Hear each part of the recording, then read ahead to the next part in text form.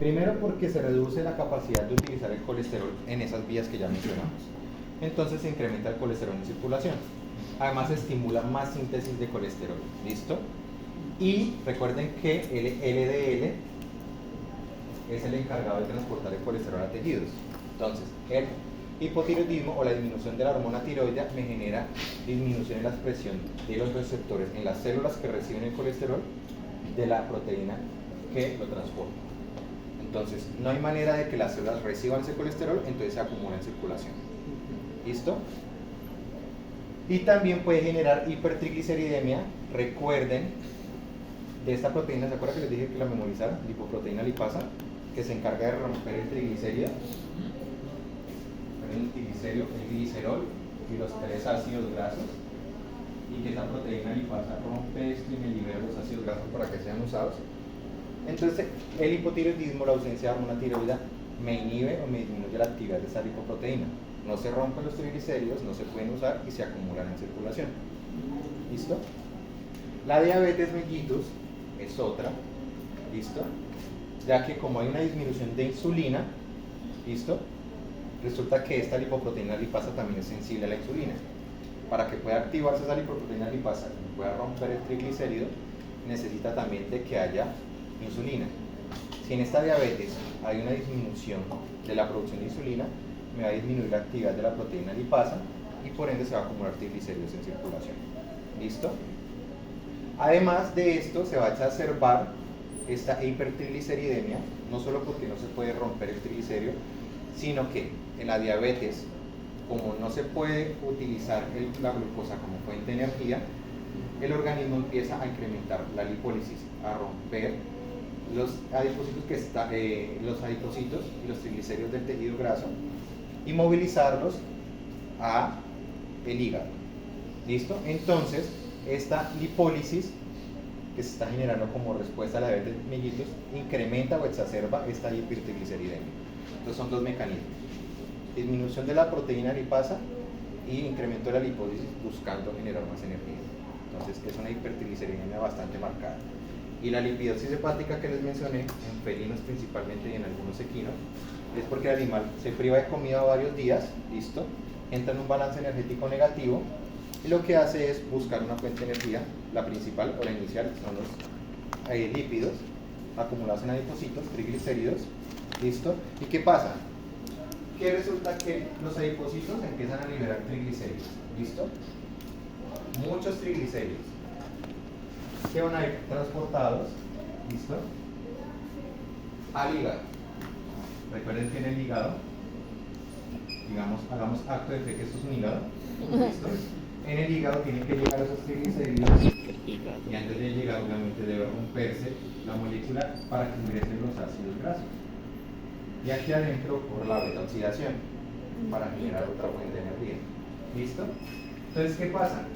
Que como el animal está privado de alimento, ese proceso anabólico, balance negativo energético, va a generar que se suelte mucho triglicéridos, llegue demasiado, mucho, y me desprenda muchos ácidos grasos, muchos.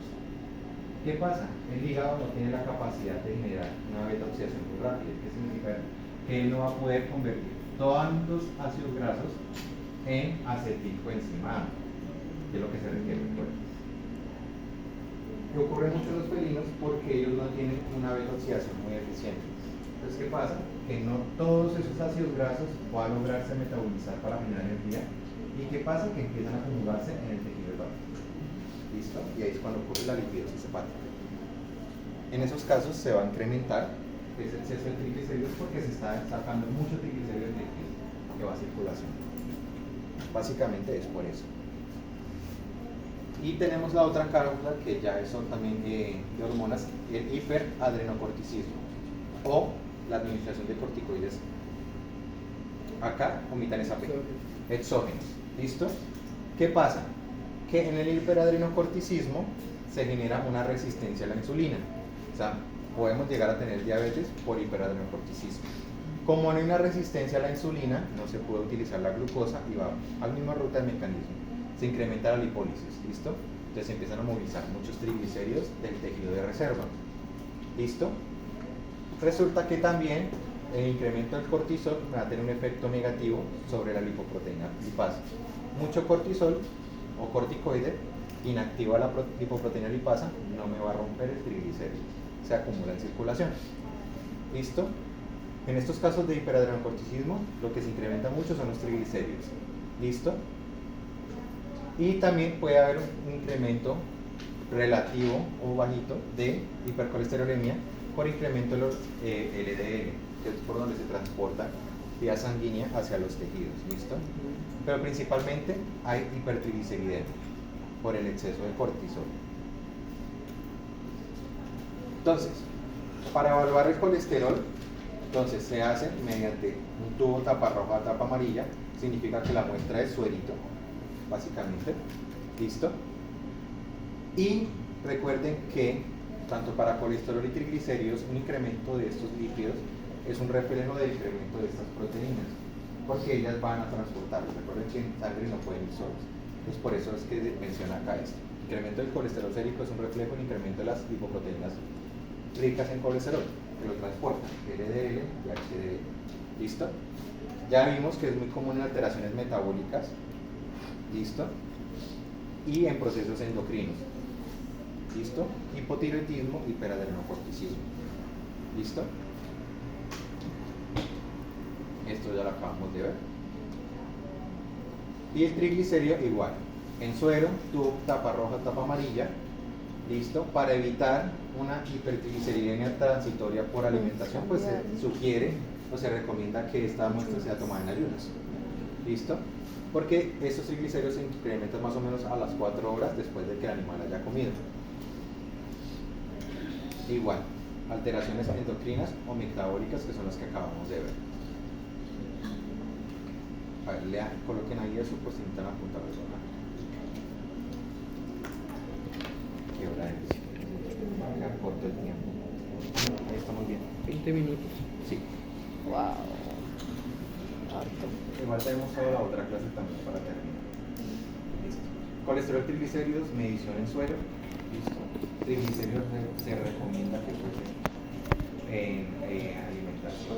En ayunas, perdón. Esto es un resumen de lo que acabamos de hablar. ¿Listo? Lipidosis hepática, esos son casos en alteraciones, en este caso metabólicas. ¿Listo?